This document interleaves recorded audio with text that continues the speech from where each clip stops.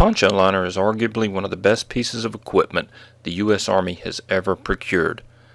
Some time ago I purchased a Wiggy's poncho liner insulated with lamellite. It's thicker, bulkier, but warmer than an issue liner.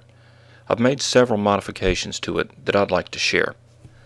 The first modification is to simply buy a snap kit and install snaps down the long side of the liner. This allows you to snap the sides together to make an improvised sleeping bag. Now you can use the string ties for this, but the snaps allow me to easily bust out of the bag if I should need to make a quick exit. With ties, I have to wiggle completely out or untie the ties individually.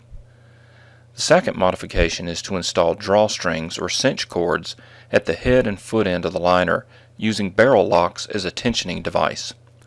Installing drawstrings at the head and foot allow you to cinch these areas closed when using it as a sleeping bag. Since you can cinch the bag closed at the foot, you no longer have to fold the foot area under your feet, thus sacrificing length. You can have your feet all the way at the bottom of the liner and still keep warm. This is an overview of what we're trying to accomplish. You can see the snaps down the side and the drawstrings at the top and the bottom. Now let me show you how I installed the drawstrings. You simply make a small nick in the hem on each side of the liner and feed a cord through the hem from one side all the way to the other. Once the cord is fed through the hem, just install a barrel lock on each side. This will allow you to cinch the ends together. Once you've done this at the foot end and the head end, you're done. You can now use the liner as a much more functional sleeping bag. The total cost for this is just a few dollars for the snap kit and the barrel locks.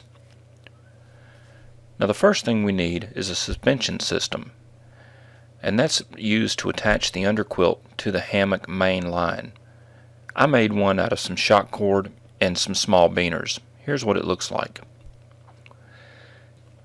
Once the hammock is tied up, you attach the suspension cords to the main line using a prusik knot. The prusik knot allows you to slide the cords up and down the main line to get the tension right. Next, attach the poncho liner underquilt by clipping the beaners into loops at each end of the poncho liner. At this point, you'll notice the extra space at the foot and head end of the hammock. Cold air can easily circulate between the bottom of the hammock and the underquilt. We're going to need to use our drawstring cinch cords to cinch up that gap. Notice how the cinch cords have allowed us to cinch the ends shut and seal out the cold air. Finally, we can use our snaps and snap the liner shut to form a cocoon that completely surrounds us and keeps us warm. Now the reason that we use shock cords was because as soon as we enter the hammock is going to sag down. And the shock cords will give since they're made out of elastic. And this is what holds the poncho liner underquilt up next to the bottom of the hammock, keeping you warm. Now in my experience, this setup works for me down to about 40 degrees.